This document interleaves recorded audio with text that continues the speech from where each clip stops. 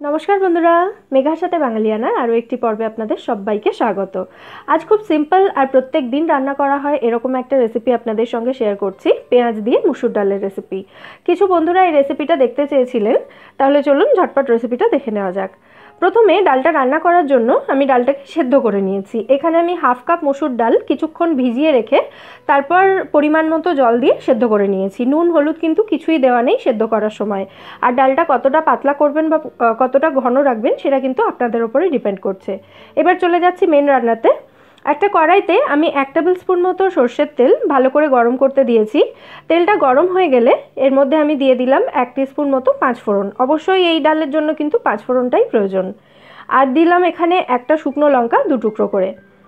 ফোড়নটা একটু নাড়াচাড়া করে নিতে হবে। তারপর এর মধ্যে আমি দিয়ে দিলাম 1 কোয়া রসুন থেতো করা। জাস্ট 1 কোয়া রসুন দিলেই হবে, আর মুসুর ডালের সঙ্গে কিন্তু রসুনটা খুব ভালো যায়।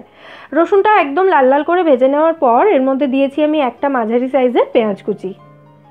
পেঁয়াজের কালারটা একটু হালকা হয়ে আসা পর্যন্ত এটাকে ভেজে নিচ্ছি, দেখুন ঠিক এইরকমভাবে। তারপর এর মধ্যে দিয়ে দিলাম আমি হাফ টিস্পুন মতো হলুদ গুঁড়ো। এবার হলুদের কাঁচা গন্ধটা চলে যাওয়া পর্যন্ত এটাকে কিছুক্ষণ নাড়াচাড়া করে নিতে হবে। এরপর এর মধ্যে দিয়ে দিচ্ছি সেদ্ধ করে রাখা ডালটা দেওয়ার পর দিয়ে দিলাম স্বাদ মতো নুন।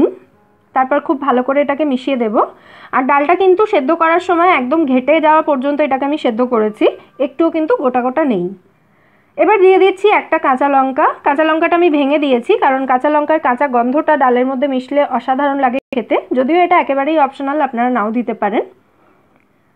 এইভাবে এটাকে 1 মিনিট মতো ফুটিয়ে নিলেই ডালটা সার্ভ করার জন্য একদম রেডি হয়ে যাবে। শুধুমাত্র গরম ভাত, ধোঁয়া ওঠা এরকম গরম ডাল, সাথে একটা রোস্ট করা পাঁপড় এবং একটা ডিম ভাজা। আমার তো আর কিছুই লাগে না। এটাই ছিল আজকের লাঞ্চ আমার। আর আপনাদের এই কম্বিনেশন কেমন লাগে সেটা কিন্তু কমেন্টে অবশ্যই আমায় জানাবেন। আর অ্যাজ ইউজুয়াল এই রেসিপিটা যদি ভালো লেগে থাকে ভিডিওটাকে লাইক এবং শেয়ার করে প্লিজ আমার চ্যানেলটা সাবস্ক্রাইব করে নেবেন যদি এখনও না করে থাকেন। ফিরে আসবো নতুন কোনো রেসিপি নিয়ে। সবাই সুস্থ থাকবেন, ভালো থাকবেন এবং সবাইকে ভালো রাখবেন।